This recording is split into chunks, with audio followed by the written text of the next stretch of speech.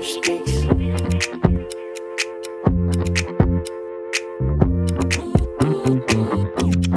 Courage speaks.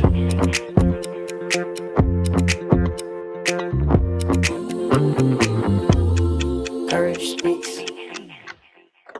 Welcome to episode 25 of Courage Speaks. I'm your host, Sam Sherman.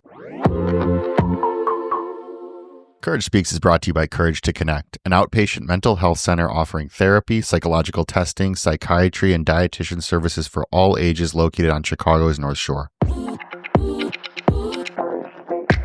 On today's episode of Courage Speaks, I have the incredible honor of being joined by Jared Lurie, who is the clinical director of operations here at Courage to Connect. Jared's story is one of those that really sticks with you, or at least it stuck with me, and I can't wait for you all to hear it. In this episode, we dive into Jared's journey, how he balances the demands of his role at Courage to Connect, managing both the clinical and administrative sides of the work. But what really stands out is the way his personal life shaped his career path. Jared opens up about his early experiences with mental health, sharing stories from his childhood and family that first got him thinking about therapy. He also talks about a major turning point in his life, a medical diagnosis that he received in college. That diagnosis, along with the tough road to recovery and life-changing surgeries, became a catalyst for his career as a therapist. Jared shares how therapy helped him through that difficult time, teaching him the importance of being heard and expressing emotions without the pressure of finding immediate solutions. It's a perspective that's deeply influenced the way he connects with others in his work today. We also get into some of the fun stuff, like his background in music and performance and how he balances his creative passions with his professional life. Jared's story is full of inspiration, courage, and hard-earned wisdom. You're going to walk away with this conversation with so many powerful insights about resilience, growth, and embracing life's uncertainties. So, without further ado, let's get into it. Here's my conversation with Jared Lurie. Jared Lurie, thank you so much for joining Courage Speaks. How are you doing today? Doing really well. Been really excited to talk to you. We've been working together now since, I guess, when did you come on board here at Courage to Connect? July of last year. Okay. So that's what was that? So that's six, approaching 6 months. Approaching 6 months. And it feels like I've known you much longer, to be completely honest. I feel similarly. And we'll get into, I think, some of the reasons I feel that is about you and the way that I feel about you. But for our listeners, Jared, so you started with us in July. We're going to get into a lot of the different things that you've done. But at Courage to Connect, can you describe kind of the role that you have here? Because you kind of wear a lot of hats here. I do wear a lot of hats, yeah. So I'm the clinical director of operations here. And so what I love about this is that I get a little bit of both worlds. So I still do therapy half the time. So I have patients that I see consistently every single week. And then my clinical director side is really doing more of the admin work. And so that's everything from helping just our growing company to making sure all of you and all of our therapists are supported. Mm-hmm.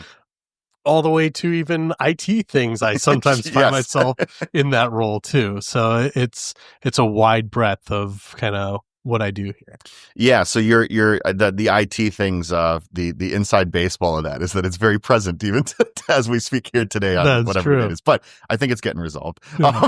In any case, Jared, so if somebody were to look at your work professional experience in even just in this field, mm-hmm. you'd see a lot of different settings, a lot of different areas that you've worked in. But I kind of want to, before we kind of move through that period of time of just when you've worked within, the field of mental health and counseling and therapy, even before that, I want to kind of go back, way back in time. And I guess just when you think about the idea of mental health, of therapy as a concept, of psychology, these sorts of things, can you remember the first time that you were aware of some of these concepts, even on a very basic level? Yeah, I mean, definitely growing up, I was aware that therapy was a thing. I think, I know that oftentimes there is a stigma around therapy that I'm grateful I've seen shifting. Even since COVID happened, I saw a big shift in people recognizing accessibility of therapy, but also the usefulness of it. Mm-hmm. So as a kid, I was aware that it was a thing. I never had my own therapist personally until I was in my early 20s. Mhm. But it always seemed like, from a therapy standpoint, something that I looked at as I didn't have that stigma. I always thought, gosh, this seems like something that can be helpful for everybody. Mhm. And I didn't understand why it could not be that way for some. And growing through that, I've learned why the stigma is there for a lot of people Mhm. culturally Sure. and everything. But that's really where I kind of learned about mental health and seeing the possibility of it, for sure. In your own family or when you were growing up, you said that you didn't end up going to therapy until your early 20s. So very similar to me, similar situation in terms of when I eventually went to therapy. But when you were growing up, was your family the kind of family that, were you a feelings family? Did you talk about, was everything out there, or Yeah. or not as much? Or how would you describe it? That's a great question. So very different. So I have 3 siblings, 2 older brothers and a younger sister. Okay. My oldest brother and I were the feelings people. Okay. So I think my parents were kind of feelings people, but not how I am, and not how I am with my current family, my kids and my Okay. wife. But my oldest brother and I were always expressive, and I think it often was coming out in ways like with music and performance and stuff like that. I'll never forget, there was a book called The Artist's Way. Okay. And I saw my brother, he's 8 years older than me. I saw him expressing himself with it. I mean, it was everything from creating little clay sculptures to journaling. And at the time, he's 18 or so, exploring this. So I'm 10. I remember thinking, this seems a little weird. Mm. And there's something that every time he's doing this, he seems so just happy. I think at that time, that was the word I would have used. Now I would say he seemed present with himself, connected. Mm. So that's really where I started kind of feeling it. Uh-huh. But I remember even in school being encouraged to express my feelings. I know there was one time I can very clearly remember feeling really inadequate and academically, and my parents set up a meeting with my teacher so I could kind of talk through it. And I still look at it as, wow, that was really intense and hard for me. Mhm. At the same time, it was really powerful. I remember thinking, people are willing to listen and be there to support me. Not only my parents, but teachers now are in that space too. And that story is particularly impactful in the sense that you had to have expressed yourself in that time in order to allow in or even know that help was available. Totally. And I think this is something that we may hit on as we continue to talk. It's a common theme that we see of like the difficulty, the challenges of, talking about it, sharing, identifying who those people are in your life that you can trust, that you can talk to. Mm-hmm. But then just because we can know that those people exist, there's a big difference between knowing that they exist and knowing how to, ask for help, or even, Right. And sometimes we just have to express ourselves, not even explicitly asking for help because we don't know that help is a possibility. So in that instance, it was like an early example, it sounds like, of asking for, or just expressing some feelings that you had. I think it was more that. Yes, so that. I don't know that I was asking for Right, the help. it was the. I think my parents made it okay for me to express myself, Right. and through that they were able to kind of say, hey, this is an avenue we can pursue to help you navigate through that. Mm-hmm. It must have been again, you could probably look at other points even after that where even just being able to express yourself in that way and then see that there was that support there, not only from your parents but the teachers, all that kind of stuff. And I'm sure that had an impact on moving forward. Definitely. I really believe that was such a pivotal point for me, where I realized it's important for me to just be myself and let myself be out there, even as vulnerable as it may feel, or as, awkward as it might be, trying to be a middle schooler or a high schooler and find my way. That helped me understand, you have to have somewhere to let it out. If I remember, I mean, I'm almost feeling it right now as we're talking. Had I tried to keep that inside any longer, it was going to explode for me. I could not keep those thoughts of, I can't do this, I'm not good enough, all that stuff that was just ever present. And that's the thing, is even just sharing those things, being able to express those things without knowing that there will be necessarily resolve, or knowing that there will be, I don't know, there are closures of where they get turned around, but just, or knowing that there's going to be like a direct line of help. Right. But just being able to get those things from, and I'm pointing to my head, out in a way, knowing that you can do that without the guarantee of. And I think that was what my parents and seeing my brother do really opened up for me, was that it maybe isn't about the solution that's going to come. It is more about the expression. And that is of critical importance anyways. Right.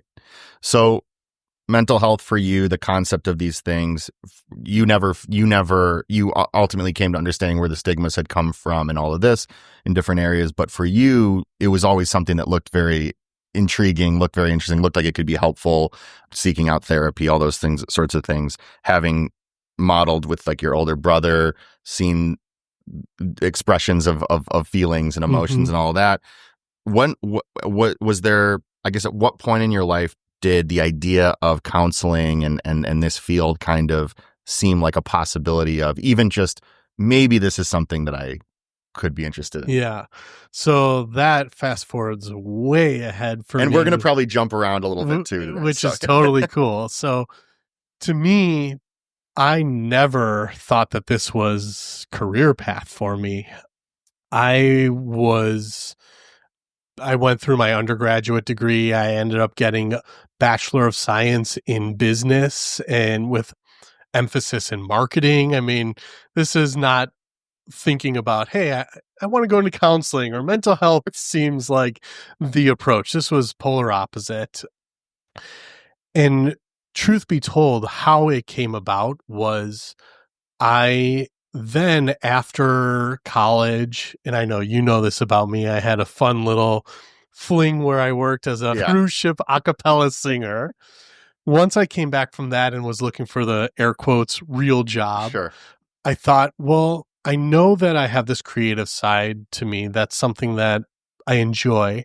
My background is in business and marketing. How do I pair those up? And so I ended up finding an art school, an art college, that I could work in the admissions department, and I could really work towards helping people connect to their own creativity. Through that, I ended up, this is too much, but their sister school was a mental health school. Okay, to the art school. The art correct. School. Okay. So because of that, I was able to get free tuition. Nice. And so I thought to myself, well, this is a benefit. I should take advantage of it. And there were lots of different areas I could pursue, but I found myself thinking, you know what? When I went to my own personal counseling, which we can certainly get into, that seemed so natural to me. Maybe let's try this. So I took just one class, Sam, and I was like, it was a counseling skills 101 class. And I'm like, it's free. Why not? I'm going to try it. Loved it. Just I was immediately connected. Oh my gosh, this is so, I can do all of this. It makes sense to me. My undergraduate degree was, how do I get through school? This one class was, how do I learn more about this? That seemed novel to me with school, because for the most part, it was always, how do I get through this? So then I was like, okay, let me take another class. Took a theories class. Not as exciting to me as the skills, but I started realizing that there were things in mindfulness, that there were things that I was already utilizing, and it also was putting words to what I had experienced in my early 20s going through my own personal therapy. So finally, after that second class, I was like, okay, I'm going to try 2 classes this next semester. Like 2 additional classes after the skills and the theory. Okay. I finished those. I was like, instead of just 1 class at a time, let me try 2. Let me get a little more is this something I can pursue? And I forget exactly what they were, but I realized, okay, I'm feeling more committed to getting a degree. At that point, it still was in this balancing of, well, I think if I have a master's degree, I can get paid more, or I don't, it wasn't in the I'm going to be a therapist yet. After I really did about a year of part-time school, that's where it started moving from, let's just get this master's degree, into all of this stuff keeps resonating with me. I am enjoying it when I'm having to write papers, when I'm reading books. It is, wow, I get to learn and experience this stuff. Wanted to learn. It was just so different from how I had ever been with academics or anything like that, that it started, I started leaning into this as a possible career path.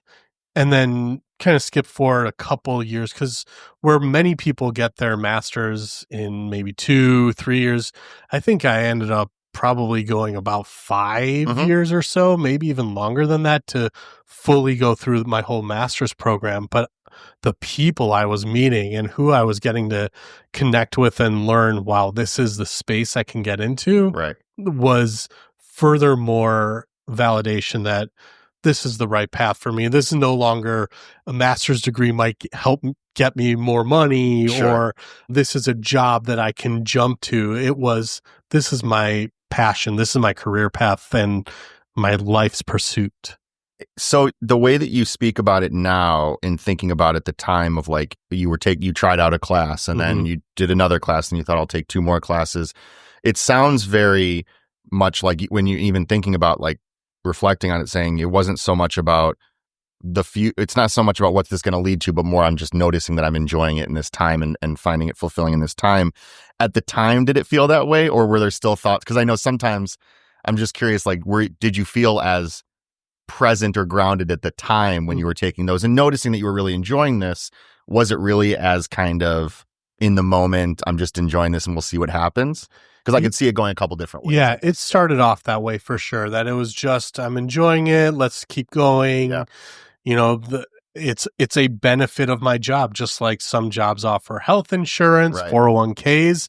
It's a benefit. I get tuition reimbursement. I should use it. That is how it started. And this awareness of I'm enjoying it, I'm going to keep going, is where it began. Right. And then it was after that first year that really shifted more into forward thinking. Not only I'm in the moment, this is feeling good, but okay, well then what? This is also coinciding with having just gotten married, having my first child. And so all this is happening while I'm also working towards this new career path. And so it did shift for me from present feeling, this I like this, to forward thinking, what does this mean? How do I do this? What does that look like? But it sounds too like that feeling that you had in those first few classes,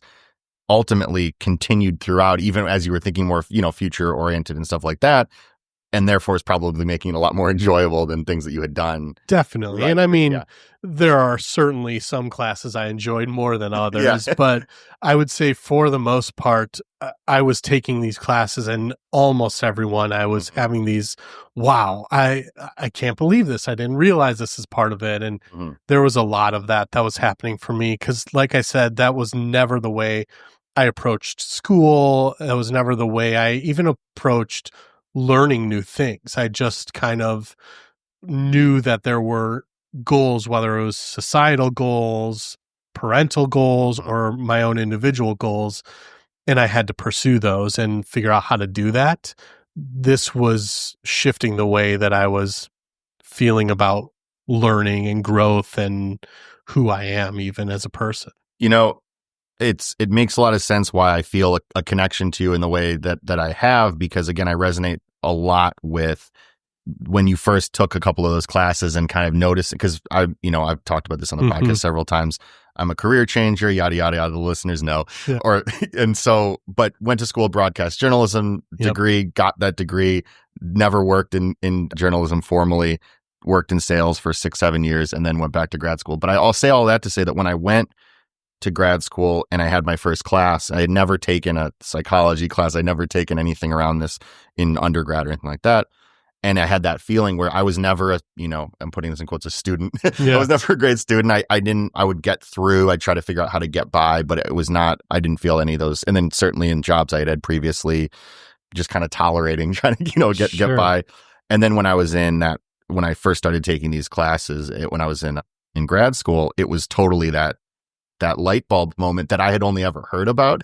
I didn't know it actually, the idea that I could actually enjoy a job, or that I could actually enjoy or want to learn or want to be, this was even before I was working. This was in school, thinking like, I'm spending a lot of time on these projects, on these papers, and on these presentations, really wanting to learn. That was a completely new thing for me.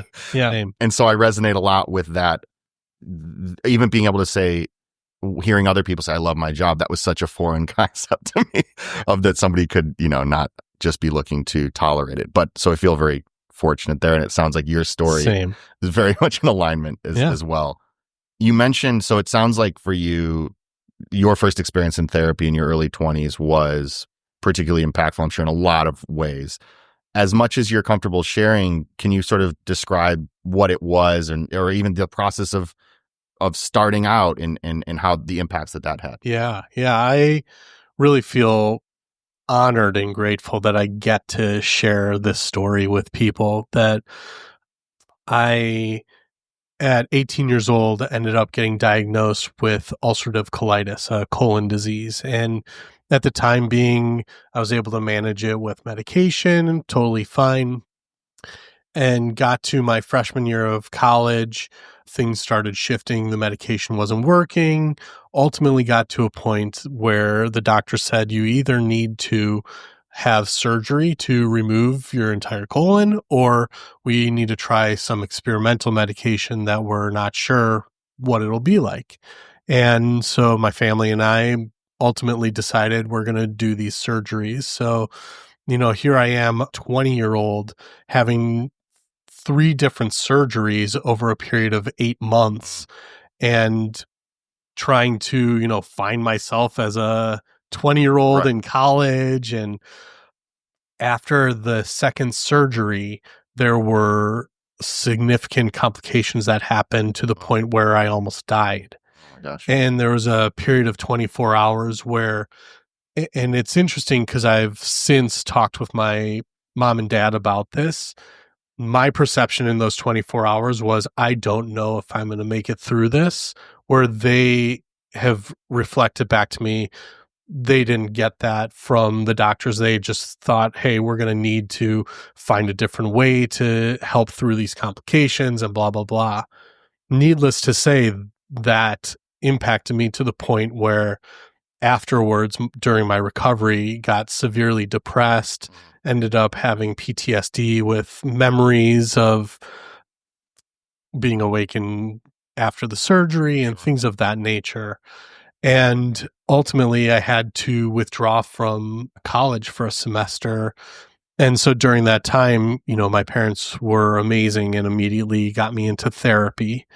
And again, I didn't totally know what to expect. I was aware of expressing my feelings like we had covered, but this was new territory. This was, I don't even know what's going on with me right now. And this therapist that I had was absolutely incredible. I really believe he saved my life. Wow. And he ultimately did EMDR with me, which that was the moment where I really found myself learning that I don't need to get rid of all the pain or the feelings or everything that was with me. I was now trying to learn to work through them, work with them. Right. And because of that, it ultimately led me to realizing that that is out there for people, and that is a common misconception with therapy is I have anxiety, I need to get rid of it. To not have anxiety. Right, Yeah, exactly. Yeah. And it really helped me understand how capable I was personally to learn to work through anxiety, depression, PTSD, all these things.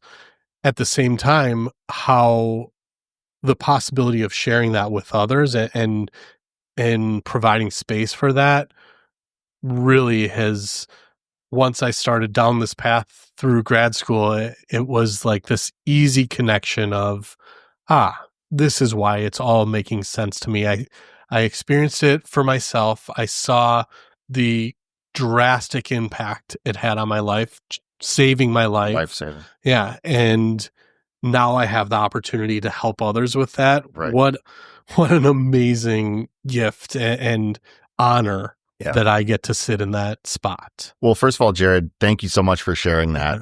Anybody who is listening, and I've mentioned this before, but just you sharing that, I don't need to tell you this, but just you sharing that story and sharing your experience with that, I know is just unbelievably critical to be able to have people listen and hear that, I could talk to you now and know the work that you do and know all these things, but to hear kind of I like to call it like sometimes I said the superhero origin stories, but just these origin stories. So, and thinking about that decision. So first of all, thank you. You're welcome.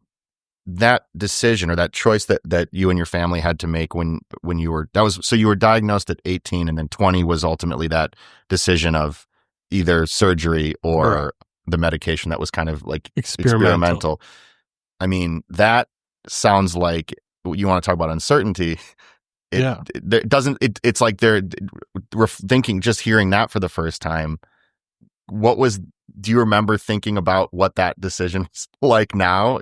So I think at the time I was so overwhelmed that it really was my parents leading that ship and asking the questions and really trying to understand what it could look like either way. What I remember about that time, I remember pretty quickly my parents saying they didn't feel great about the thought of experimental medication. They just, what if it doesn't work? All those kind of what ifs were coming up. I think the bigger thing was exploring, well, if we pursue the surgeries, what is the lifelong impact for Jared? And that was what I remember them talking quite a lot about with me. And as a 20-year-old hearing you're going to spend 8-9 months with a colostomy bag. I mean, not to get too graphic, but I mean, these are, and then having just lifelong things that I have to go through was hard to think about it. But I also in the moment, knew the alternative was, I'm not even thinking about the experimental medication. The alternative was I can't go through what I'm going through presently. Something needs to happen. So I'm putting some faith and trust in my parents that they are asking the right questions. And I'm recognizing that it's okay if my life is changed and different in the future, that I'm the type of person that I often am rolling with it and saying, okay, then I find what this new life looks like and how do I live my most fulfilled life with that. You said that at the time there was a moment where you were not sure about if you were going to live or if you were not going to live, whereas you said that more recently you would talk to your parents about what their perception was at the time, and they were not at that point. They were sort of thinking differently.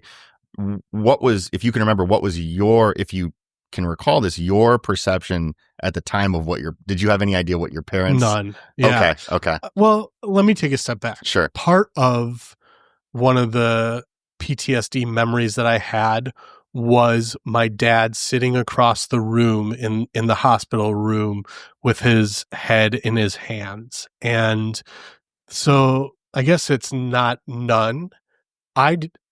I thought that image that I still have and can talk about now, where in the past couldn't even even think about that. Mm-hmm.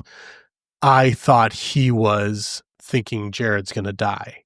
And so that was really my only concept of how they were experiencing it. In my adult years and ever since, I've asked them what was going through their heads and, how were they making decisions? How were they managing my 3 other siblings also, so much Yeah. that in the moment I was so centrally focused on what's going on with me, except for that one That image image. of my dad. Right. Yeah.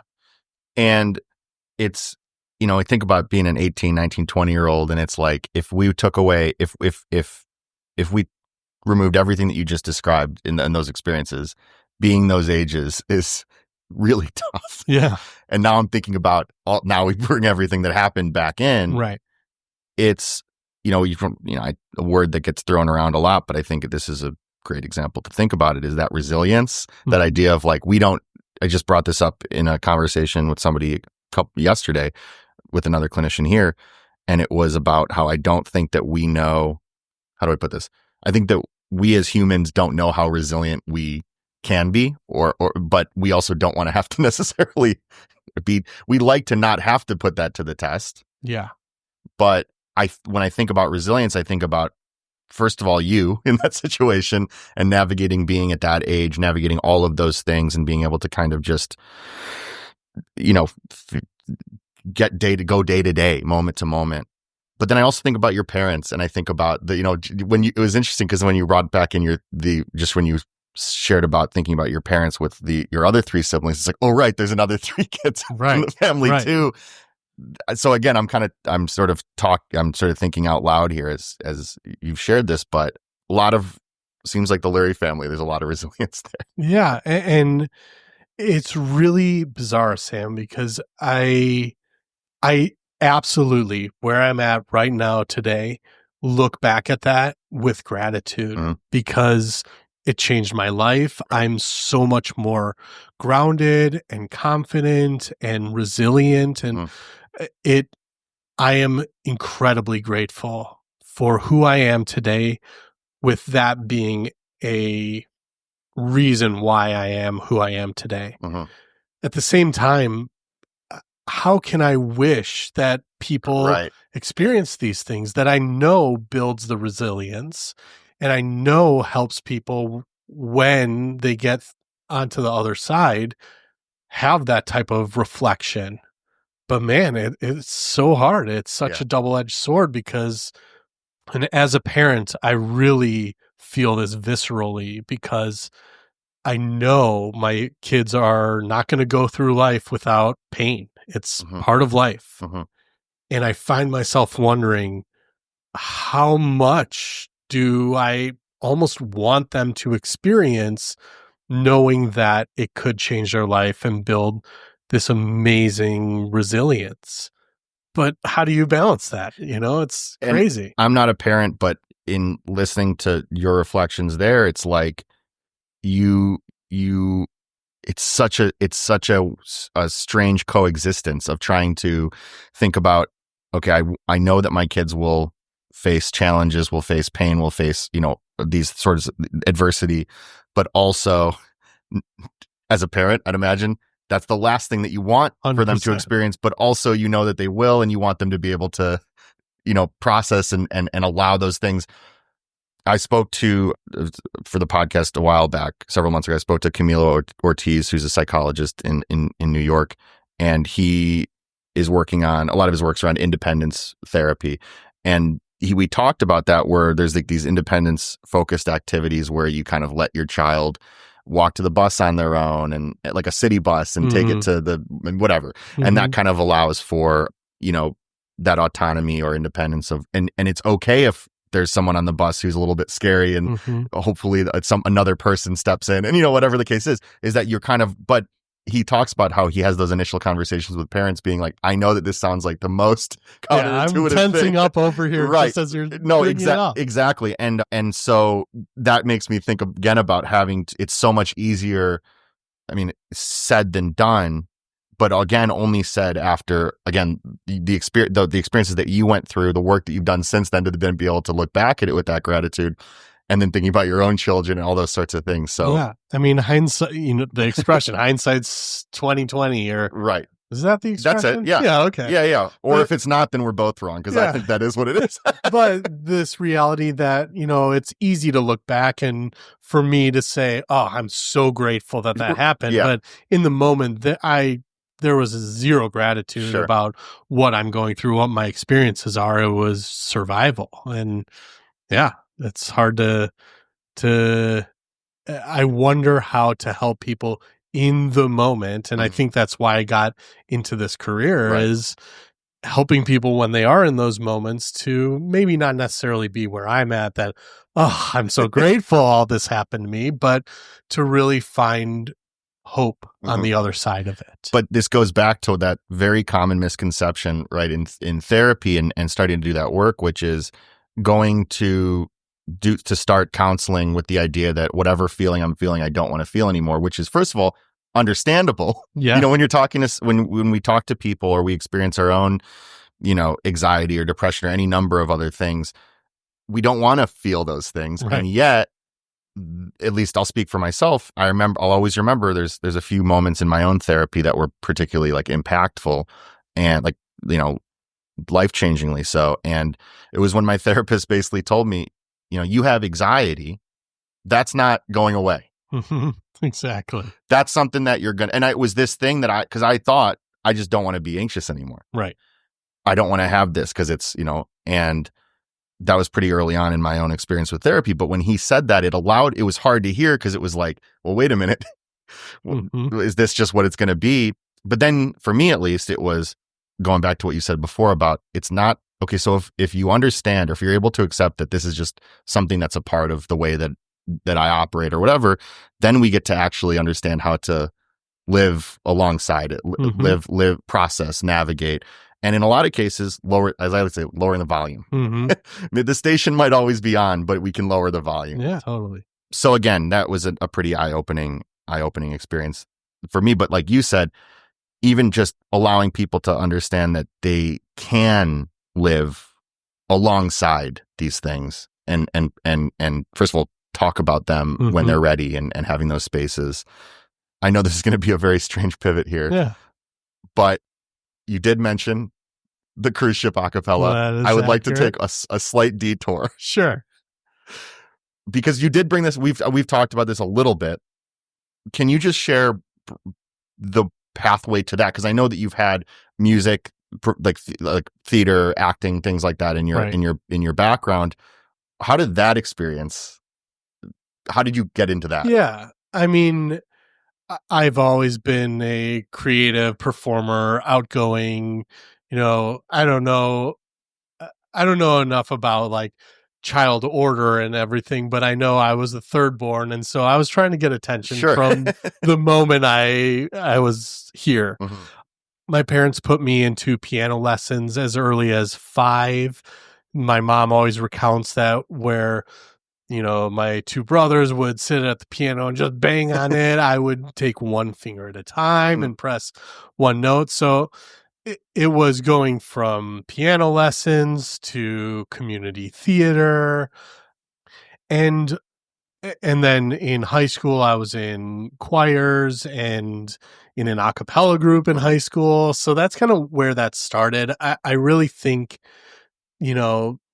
when I went through college then, and again, choirs, a cappella group, afterwards, it was an opportunity that presented itself. So a very good friend of mine, his brother was hiring for cruise ships, and we chatted, and I thought, what better of an opportunity than to, right after college, with 3 of my buddies, go around all throughout the world, sing. Right.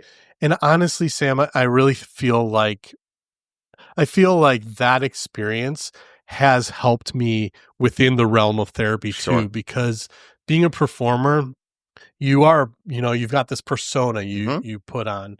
Well, the reality is, being a therapist, I am who I am. Jared is the same Jared at home with my kids as I am in the room with a patient.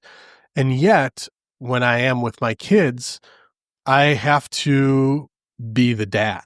I'm not a therapist. And so understanding that when I'm Jared backstage, I'm Jared backstage. But when I'm Jared on the stage performing in front of people, there's a different side of me that I allow to be present. It's a different role. I mean, using Right. role in another way, but it's a different role. Exactly. It's still you. It's just Definitely still playing me. a different role. And so I think that, kind of bringing it back to some of the therapy too, Sure. I just think it's been invaluable to me to build confidence. That performing side has allowed me to sit in rooms with people who have all sorts of things going on, Right.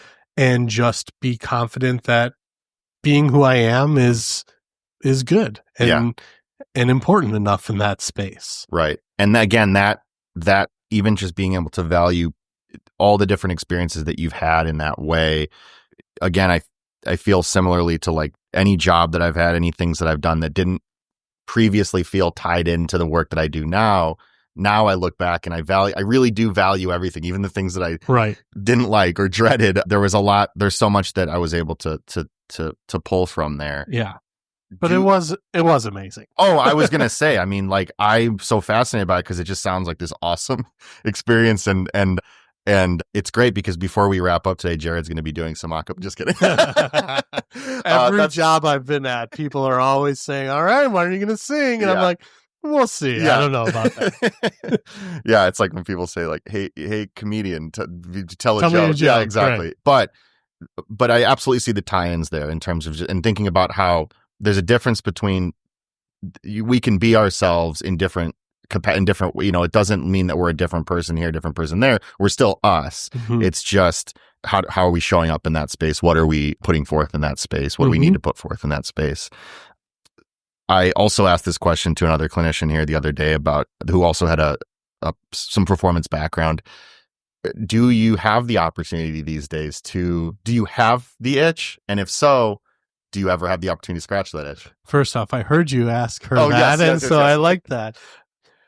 So I just started here, but the reason I just started here in July is because I moved. And so I'm still trying to find a way to establish some of that. In the past, I was meeting with some guys that we were literally just singing it in the living room for no other reason beyond we just like singing and like a cappella music and no intention to perform or anything like that. Now I don't have a lot of those opportunities in this moment. I certainly am singing constantly in the car, at home. My daughter is in choir now and actually at the same school that I grew up in. Oh, and wow. Okay. Yeah. So she interacted with my former teacher, and that was mind-boggling. Yeah. I'd like to have more of that connection to music, music specifically, both playing and singing. But I'm also optimistic that I will slowly find that as I'm new back here in this area. Yeah. I love the fact that you are, it's like, it sounds like you're being patient with, just first of all, adjusting to after the move and all those sorts of things. And again, Jared wears a lot of hats here at Courage to Connect. So you're also pretty busy, but the fact that it's still something that you find that joy in and are even looking to possibly, figure out how to get involved with and all that. So definitely. Maybe we'll have the Courage to Connect acapella. I know. I keep thinking that. You never know. The more I hear that people are into performing arts, I'm like, we could get a talent show going on here. Right. It is amazing how many people have some kind of performance or some kind of, and you'd never know it. And so. Right. So first of all, I just want to thank you again for joining. I've said this with other people that I've spoken to. This is absolutely the case for you.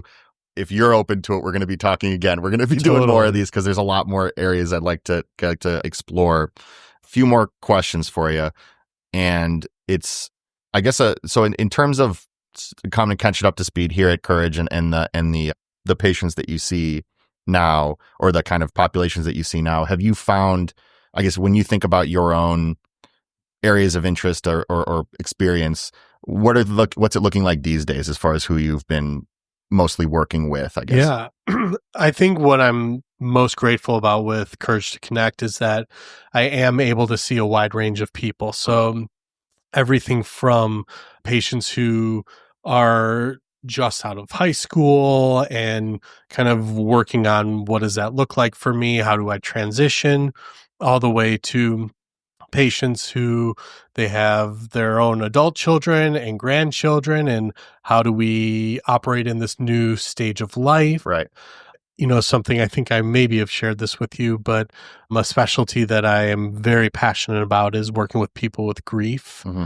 Been through my own experiences with it, and I just feel beyond humbled and honored to sit in that space with people and help them through that. Right.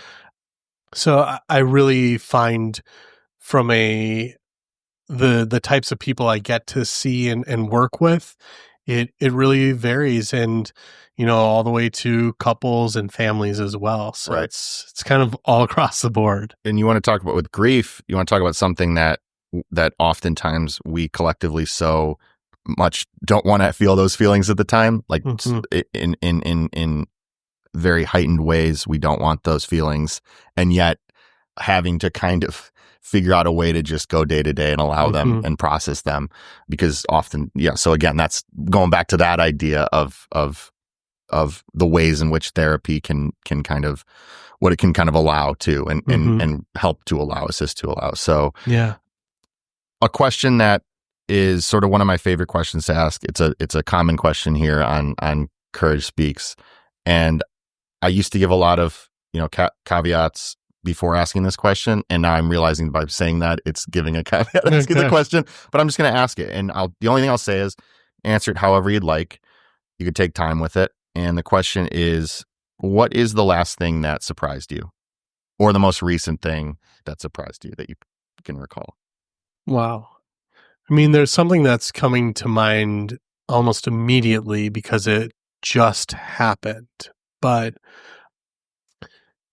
going back to the resilience talk, being a parent is real challenging from a lot of different elements, to seeing what your kids are going through, being a partner for some, and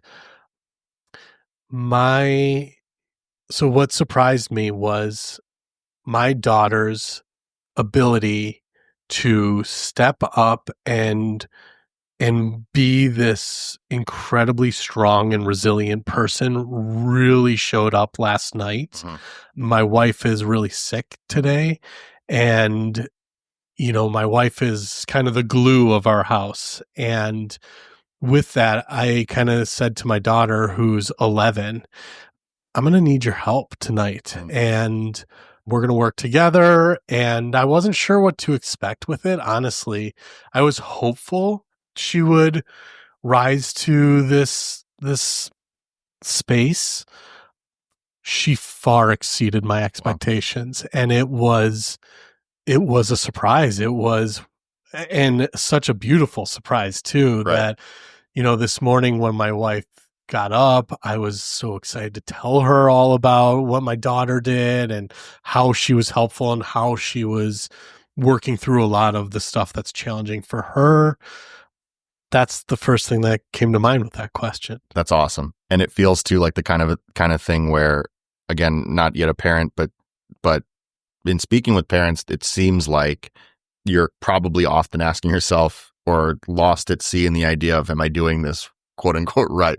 Yeah. And I feel like when that kind of a thing happens, whether you look at it, whether you identify it in that way, it's got to be like, okay, something's happening here. And honestly, I really looked at that surprise much less about me and what I was providing or have been, and much more about, wow, this little 11-year-old human is so much more capable of some of the things that even me, as her number one fan, person who knows her the best out of, everybody in the world, I'm still surprised. That's also speaking like a therapist, because you could basically describe patience in that way too, which is and again, I know, like I know, obviously you're a therapist, but that also was the tell there of, somebody's progress, something that somebody did, and then putting it back on, it was them, right? Because that's what it's always true. amazing. So I see that come up pretty often, which, but again, that's incredible. It sounds like you really needed that help last night. Needed it. It was amazing. And I really think that moving forward, it was a springboard for her to finding this side of herself or exploring this side of herself that is going to be powerful for her. Right. So, Jared Lurie, I want to thank you so much again for joining Courage Speaks. We're going to talk again for sure. We're going to have you back on. We're going to do probably a Christmas special singing song.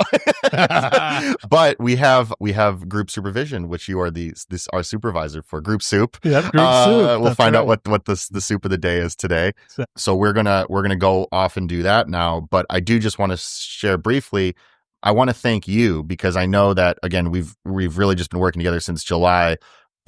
And this is something I was thinking about even going into this conversation. You're truly like one of the warmest people that I've probably ever met. And I've been really lucky to know a lot of people that I would consider that like warm. I'm very fortunate that way, but you're someone that from the first time I ever talked to you, you exude that warmth.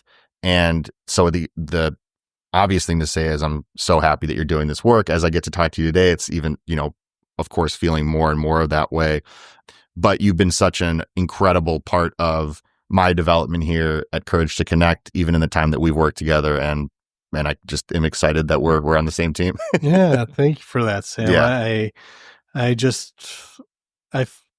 have this gratitude and this belief that every person I interact with deserves that warmth and that understanding that they're who they are, and what an honor it is for me to get to be in a space with you. So likewise, thank you for inviting me to do this. Yes, I appreciate it. On to group soup. On to group soup. That's right. Thanks, Jared. Thanks, Sam. Thanks as always to John Marikoski for writing and producing our beautiful theme music. And thank you again to Jared for just an awesome conversation. Thank you, the listener, for tuning into Courage Speaks. We want to remind our listeners that the information and discussions presented in this podcast are intended solely for educational purposes. The content provided is not a substitute for professional medical advice, diagnosis, or treatment. It's important to consult with qualified mental health professionals or healthcare providers for personalized guidance regarding your individual situation. While we strive to provide accurate and up-to-date information, the field of mental health is complex and ever-evolving. The views and opinions expressed by the host, guests, or Courage to Connect Mental Health Center. As always, for Courage Speaks, I'm your host, Sam Sherman. Be kind, talk soon.